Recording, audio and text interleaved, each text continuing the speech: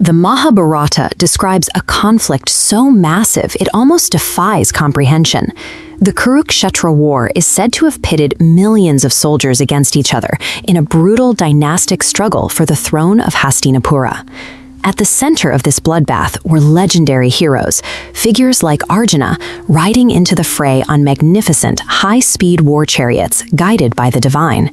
For centuries, scholars have debated what to make of this epic. Is it pure mythology, or the distorted memory of an actual Bronze Age world war? Popular tradition points to a real event marking the start of the Kali Yuga, placing the battle around the year 3102 BCE. This timeline visualizes the historian's dilemma. On the far left is the traditional date of 3102 BCE, but for a long time, archaeologists couldn't find any physical evidence of advanced chariot-driving cultures in India that old. Because of this, they pushed the estimated dates for historical battles far to the right, around 1000 BCE, linking them to a later era known as the Painted Grey Ware culture. That left a massive, empty gap in the historical record. Without physical proof of those ancient chariots, the stories of India's earliest warriors remained confined to the realm of poetry, leaving their potential origins an unproven mystery. That changed in 2018. Just 68 kilometers outside of New Delhi, in the rural village of Sadikpur, Sanauli, an archaeological excavation began uncovering evidence that challenged the established chronology of the entire region. Beneath the dirt, researchers found physical remains from a highly advanced martial society dating back between 2000 and 1800 BCE. By hitting that specific radiocarbon date, the Sanauli site suddenly populated that empty gap in the timeline, proving that a sophisticated culture of warriors existed in the subcontinent nearly a millennium earlier than previously confirmed.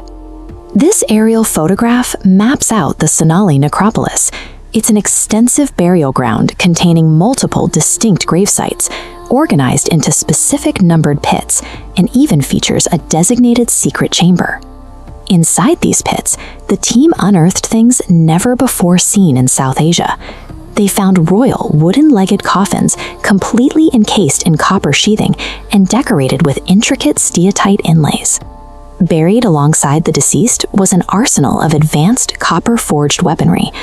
The graves held copper-decorated shields, protective helmets, and specialized weapons known as antenna swords, which feature distinctive V-shaped hilts.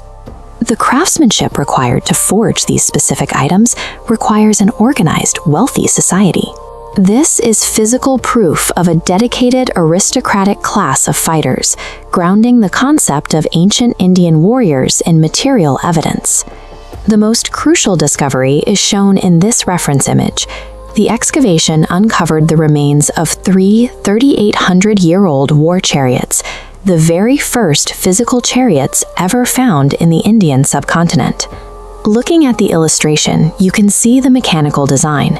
They feature a distinct D-shaped chassis extending into a long wooden pole, reinforced with copper nail capping. Notice the wheel structure on the right.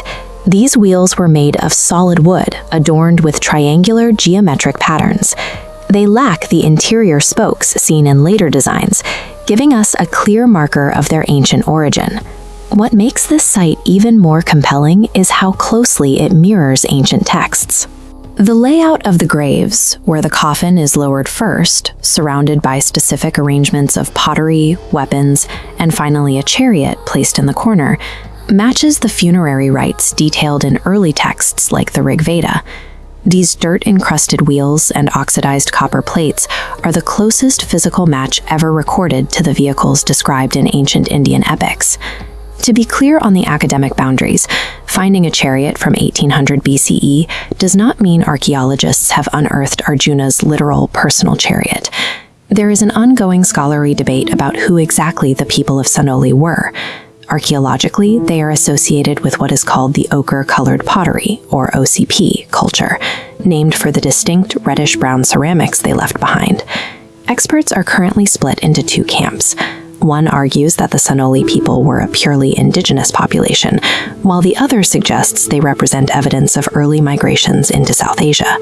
But regardless of their exact ethnic origin, these artifacts demonstrate that advanced military technology and organized chariot warfare appeared in the Ganges-Yamuna Doab nearly a millennium earlier than previously confirmed.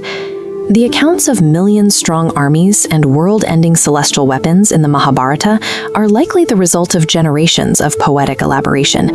Yet, underneath the layers of mythology, there is an undeniable reality. You can't argue with the physical weight of oxidized copper and carved wood pulled straight from the trenches at Sanauli.